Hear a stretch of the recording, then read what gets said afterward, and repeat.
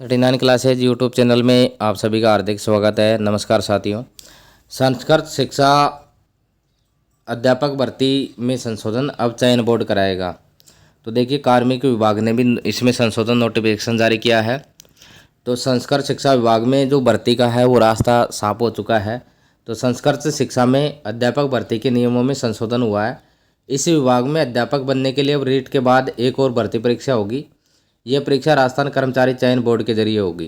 तो देखिए, रीट के बाद अब एक और भर्ती परीक्षा होगी। ये भर्ती परीक्षा है जो राजस्थान चयन बोर्ड करवाएगा। तो रीट में जो अभ्यर्थी बैठेंगे वो इसके अंदर अप्लाई कर सकते हैं। इससे पहले संस्कृत शिक्षा विभाग खुद अध्यापक भर्ती कर रहा था और ये भर्ती रीट के अंकों के आधार पर मेरिट बनाकर की जा रही थी। कार्मिक विभाग ने संशोधन का नोटिफिकेशन जारी कर दिया है। तो पहले ये भर्ती होती थी तो रेट के जो अंक थे उनको आधार बना करके भर्ती की जा रही थी, लेकिन अब ऐसा नहीं होगा। अब इसमें एक और भर्ती परीक्षा आयोजित की जाएगी रीट के बाद में।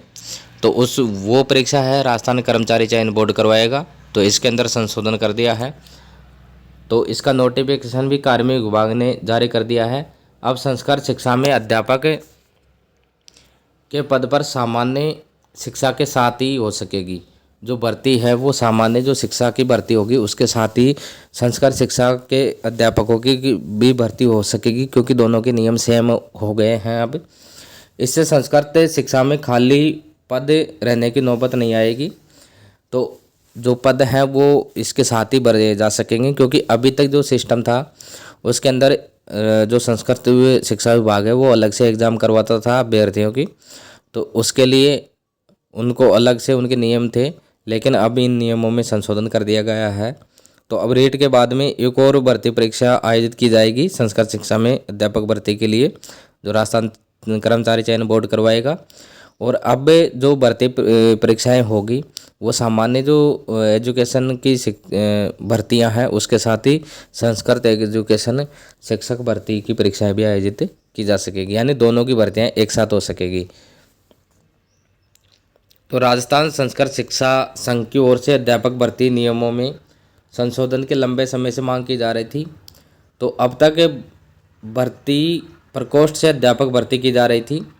अधिकांश बार ऐसा होता था कि संस्कृत शिक्षा में सामान्य पदों पर भर्ती के लिए जो अभ्यर्थी आवेदन करते थे, अगर उनका चयन सामान्य शिक्षा में हो जाता था तो वो वहाँ चले जाते थे।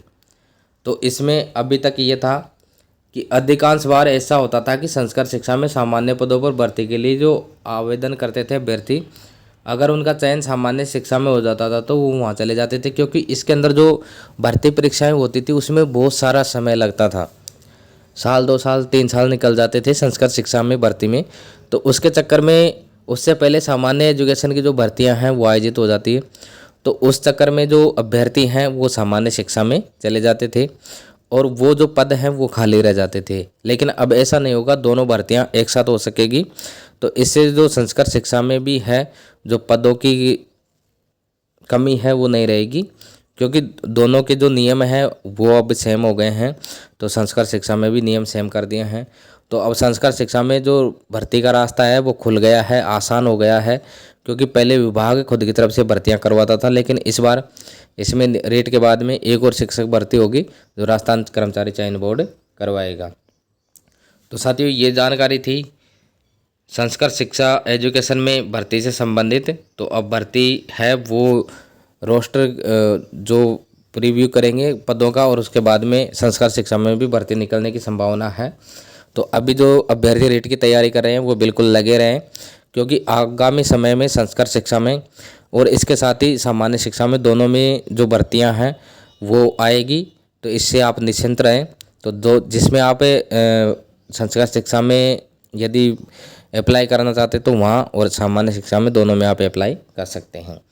तो साथियों, ये थी जानकारी संस्कृत शिक्षा विभाग की तरफ से। जो संस्कृत शिक्षा में अध्यापक भर्ती के नियम हैं वो संशोधित हो चुके हैं।